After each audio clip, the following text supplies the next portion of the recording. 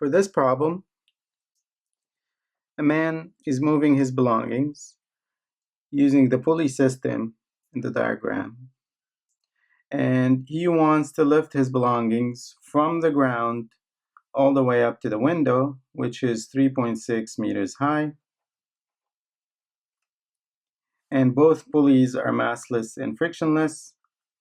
And the roof has some coefficient of friction that is 0.7. And the man's mass is 82 kilograms. And the belongings weigh 980 newtons. The first question says, draw the free body diagram of the man, indicated all the forces exerted on him. So just as a reminder, here's my physical should be mental note about the free body diagram. And in the free body diagram, it says, represent the object as a point, take away the environment and leave its effect as forces, consider all the forces acting on the object, and we're going to look at all the forces that I need to consider, and then I'm going to pick some proper axes and draw the forces as vectors. Remember to draw them as vectors or vector components emanating from the object, which is represented by that point, and then we're going to get ready to solve Newton's second law. So to start with, I'm going to represent the object as a point. So that's the man is what I'm trying to draw the free body diagram of the man, indicating all the forces exerted on him. So the man I'm going to represent as a point. And then I'm going to look at all the forces that I need to look at. The first force I look at is gravitational force. And he's standing on the surface of the earth or close to it. So we look at the special case where the gravitational force is the weight and it's equal to mg. So this is the force of gravity and it's equal to the mass of the man multiplied by the gravitational acceleration of Earth. So that would be 82 kilograms multiplied by 9.8 meter per second squared, and it's always vertical. Second force I'm going to look at is the tension force. So the rope pulls on the object, but the object pulls on the rope. That is to say, the man is pulling on the rope this way, which means that the rope is pulling on the man this way. So here's the tension force due to the rope. And a priori, I don't know what value it is. Okay. And I know that if I call this, for example, T, some value T, then I know this is going to be T, and that the rope is going to transmit that tension faithfully. So I'm going to get T here. This is not useful for this diagram, but it's going to become useful later in the problem. What other forces should I consider? So other than the gravitational force, the tension force, I have surface forces, the friction and the normal forces, and they exist if there are two surfaces in contact. So here, the man's foot and the roof, there's contact between them. And there's going to be a normal force that is perpendicular to the surface, and there's going to be a friction force that is parallel to the surface because I have non-zero friction coefficient, and the friction opposes the sliding movement. So we'll have to think about that when we get to it. But first, let's think about the normal force, because the normal force is perpendicular to the surface. And if this is the man's foot, right here,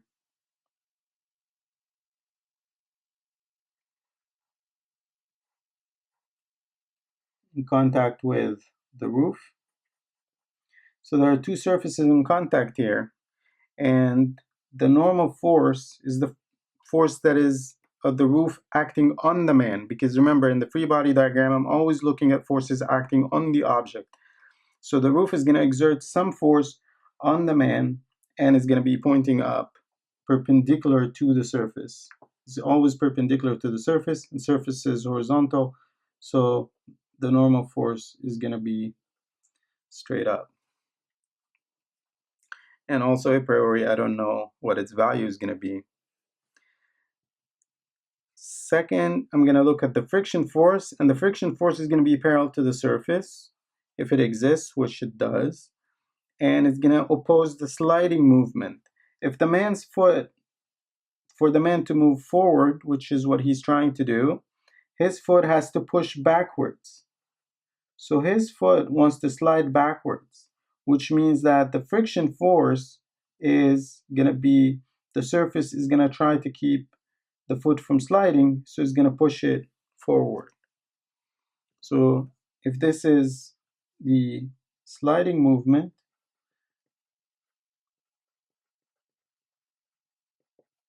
then the friction force is going to oppose that sliding movement. So I know then that this is going to be the force of friction. And I know that it's always going to be proportional to the normal force. And then next I consider any other forces that I haven't considered yet. And if I look at the man, there's no other force acting on him. So the only forces acting on him is the gravitational pull of Earth. Earth is pulling the man down, and the rope is pulling on the man this way to the left. That's the tension force. And then there's a normal force, which is the response of the surface to the man, and it's perpendicular to the surface, so it's pointing straight up. And the friction force opposes the sliding movement. So if the sliding movement is towards the back, the friction force is towards the front. And that's the free body diagram.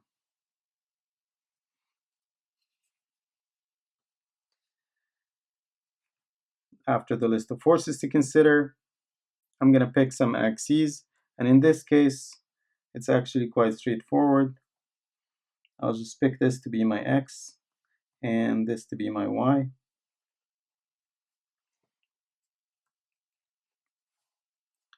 And then the forces I drew as vectors emanating from the origin. And now I'm going to get ready to solve Newton's second, depending on the second question. And the second question is actually asking about the tension in the rope. So I need to figure out what the tension in the rope is and the man's acceleration. So that's Ft and the man's acceleration.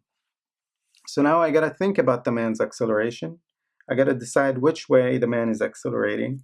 And because he's pulling the rope this way and is moving to the right, that's going to be the direction of his acceleration.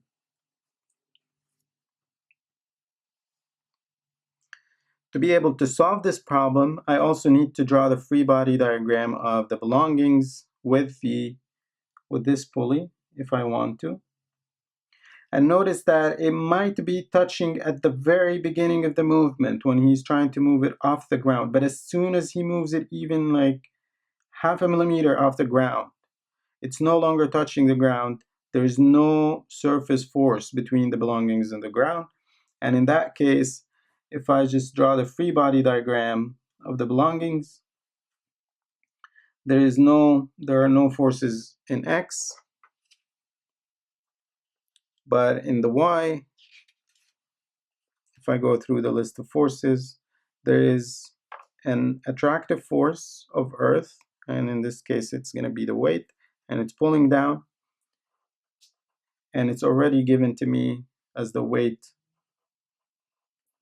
as the value 980 newtons. And then pulling up is going to be the tension force,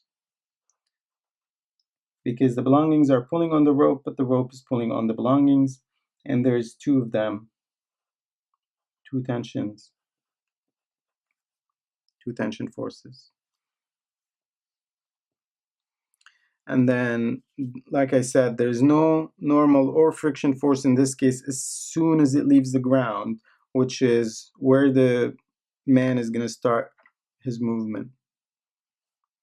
And there are no other forces. So this is the free body diagram of the belongings.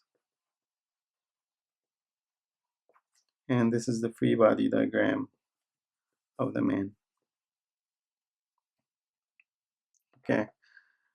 So the other thing that I need to consider here is I need to consider the movement of the belongings to be able to solve the Newton's second law, because that's the next thing I need to do, is I need to solve Newton's second law. And to do that, I need to figure out the acceleration of these belongings. So first of all, if the man moves to the right, I know that the belongings are going to move up. So if I put my acceleration to the right of the man, then for the belongings, I need to put my acceleration going up. However, I notice that if the man moves 1 meter to the right, then that 1 meter slack in the rope is going to be taken up by 2 strands of the rope. So that means that the belongings are only going to move half a meter up. If the man moves 2 meters, the belongings move up 1 meter. So that means that the acceleration, if the acceleration of the man is a, the accelerations of the belonging is a over 2.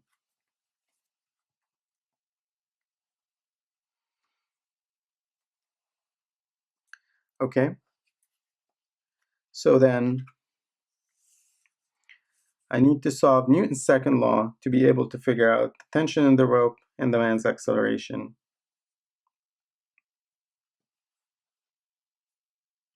So first I'm going to figure out what I need to do for Newton's second law. Just to remind myself, Newton's second law said that the acceleration of an object is equal to the net force applied to it divided by the mass. And I can write that in components x and y. And the way to calculate the net force is as a vector sum. And then I have to decide whether I'm in equilibrium or non-equilibrium to apply Newton's second law. So first, I'm going to write for the man,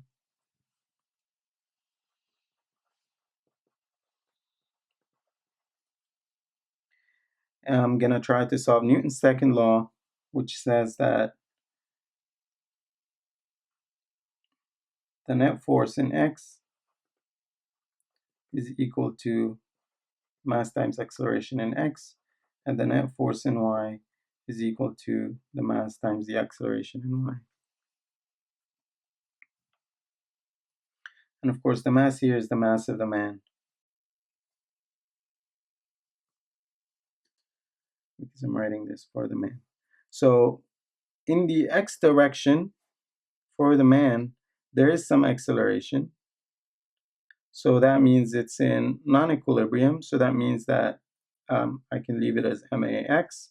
In the y direction for the man, I see that there is no movement for the man in the y direction. So there is no acceleration. So that means that the net force in y is going to be equal to 0. So the net force in y for the man, which is everything to calculate the net force, here's how we do it. The net component is equal to sum of all the forces in positive minus sum of all the forces in negative. So sum of all the forces in positive y for the man is the normal force, that's it, minus sum of all the forces in negative, so minus the gravitational force for the man, and that's going to be equal to 0 because there is no acceleration for the man in the y direction. So then that means that the normal force is equal to the gravitational force is equal to 9.8 meter per second squared multiplied by 82 kilograms.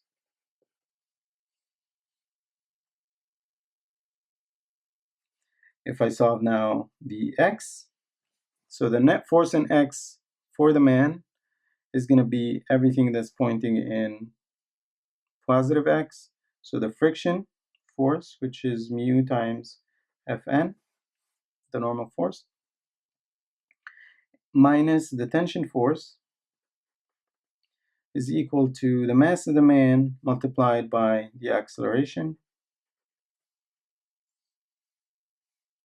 in the x direction. So this tells me that if I put in the numbers, then 0.7, which is the coefficient of friction, is given in the problem.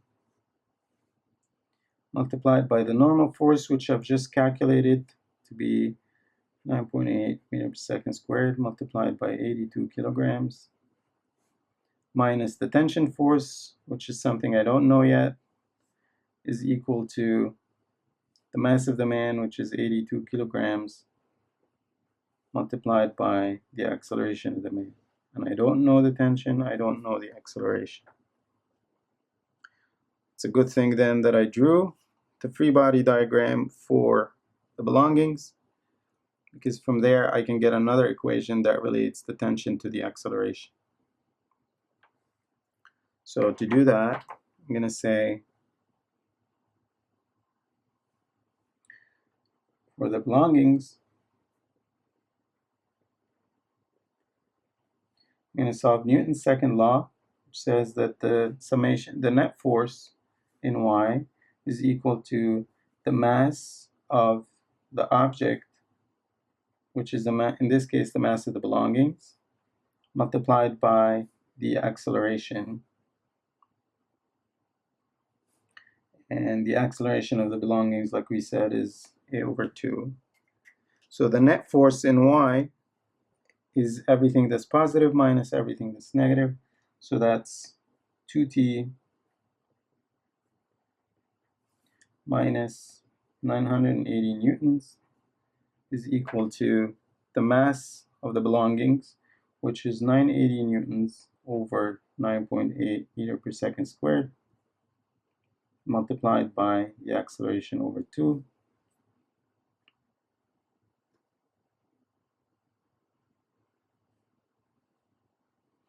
This, of course, is 100 divided 2, that's 50.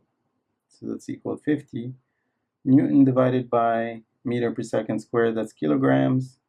So that's 50 kilograms multiplied by A. And again, this is an equation in T and A. So I have two equations in two unknowns, the tension and the acceleration. So I can solve that to find the tension and the acceleration.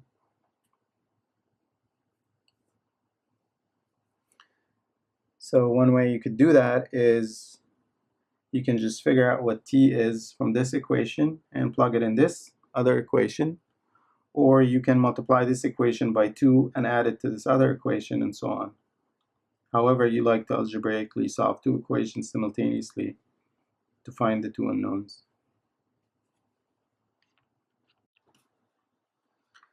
So then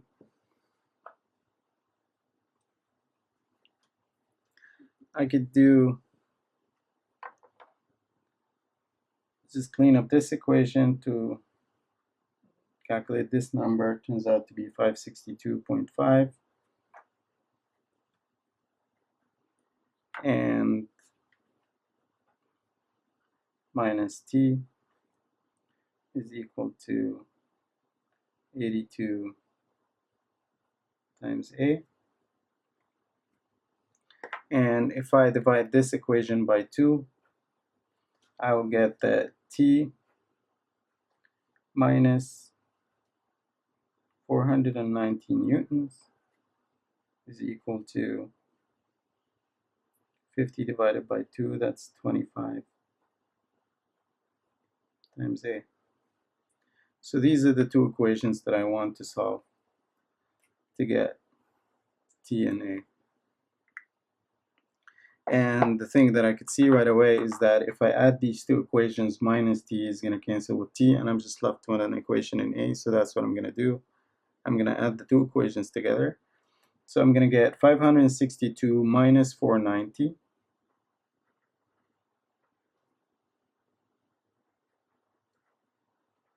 newtons is equal to 82 plus 25, it's 107 A, which means that A is equal to, that's the difference between 562 and 490 is 72.5 newtons over 107. and that will give me a value of the acceleration to be 0.68 meter per second squared.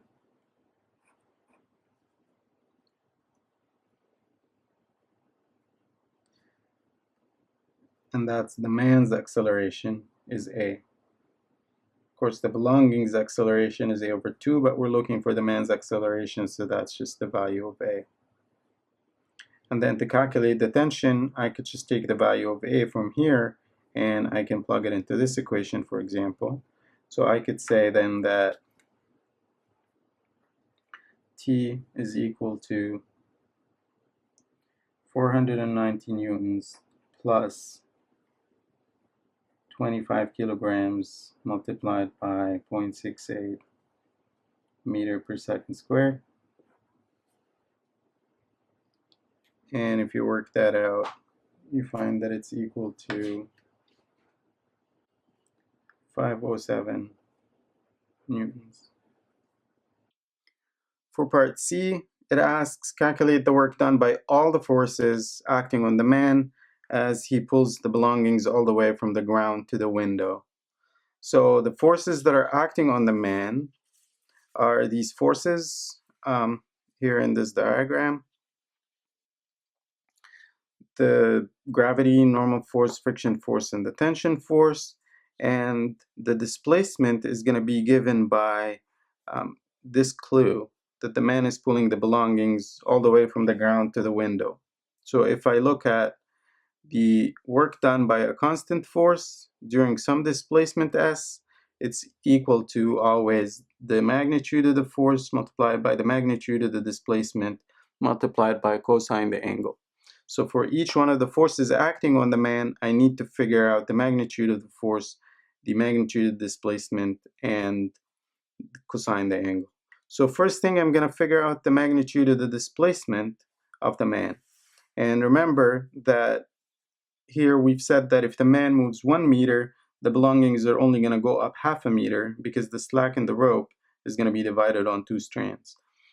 So that means if I need to lift the belongings all the way from the ground to the window, which is 3.6 meters, then the man will need to move 7.2 meters to the right.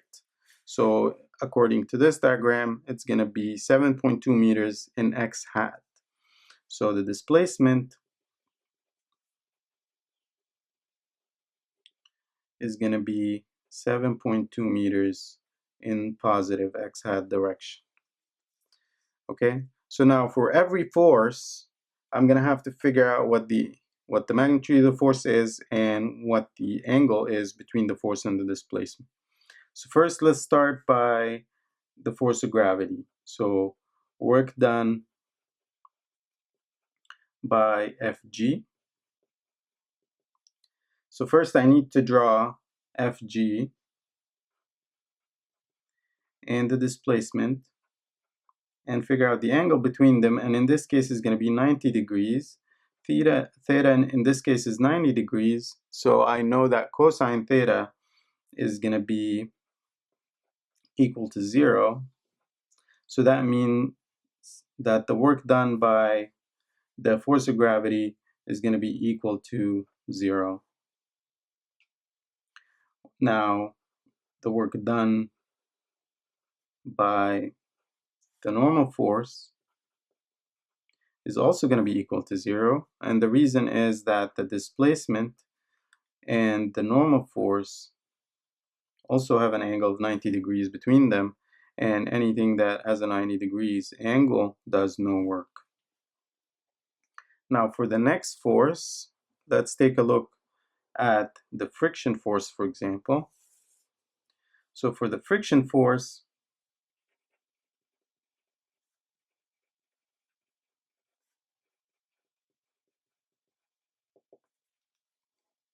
I'm going to draw the displacement, and the force of friction is also along the same direction.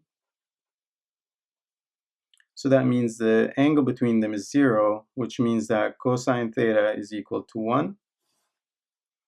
So I can write that the work done by friction force is equal to the magnitude of the friction force, which we've calculated to be 562.5 newtons, right? It's the coefficient of friction multiplied by the normal force, and the normal force turned out to be equal to the gravity force, which is 9.8 times 82, and we've calculated this to be 562.5 newtons. So that's 562.5 newtons multiplied by the displacement, which is 7.2 meters, multiplied by cosine theta, which is 1, so that if you work it out, will come out to 4050 joules. Next, I'm going to calculate the work done by the tension force.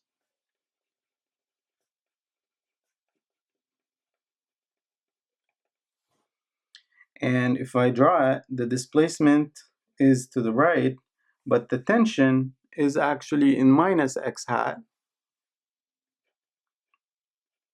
So the angle between them is 180 degrees, and cosine 180 degrees is minus 1. So the work done by the tension force is equal to the magnitude of the tension force, which we've calculated to be 507 newtons,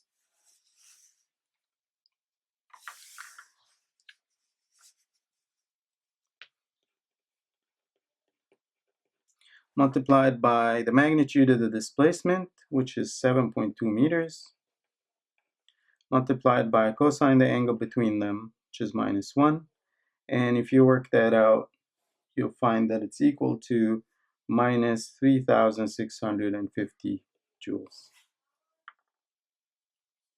Okay, so the gravitational force and the normal force do no work because they're perpendicular to the displacement. The friction does positive work because it's in the same direction as the displacement. The tension does negative work because it's in the opposite direction of the displacement. The next question, part D, is asking about the change in the man's kinetic and gravitational potential energies. So first I'm going to think about the potential energy because it's straightforward. I know that the potential energy has something to do with the height of the man with respect to the gravitational field. So in this case, the man's height does not change. The man is moving horizontally on the roof, so H does not change. So the change in potential energy, which is mgh2 minus mgh1 equals mgh2 minus h1. These are the same, so that's equal to 0. To calculate the change in the kinetic energy, I'm going to look at the work energy theorem because I know I've already calculated the change in the potential energy. So if I can calculate the work done by non-conservative forces, that will give me the total work, and that total work will be equal to the change in the kinetic energy. So I will write down that the change in the kinetic energy plus the change in the potential energy is equal to the work done by non-conservative forces. The change in the potential energy is 0 because we've just calculated that. The change in the kinetic energy then will be equal to the work done by non-conservative forces. And the non-conservative forces in my problem are the tension, the normal force, and the friction force. Like we've calculated, the normal force does no work. The friction and the tension do work, but they're opposite work. So I can look at the difference between them. And that would be the net work done by non-conservative forces. The friction does positive work at 4050 joules, and the tension does negative work at minus 3,650 joules, and the difference between them is 400 joules. And that's the change in the kinetic energy.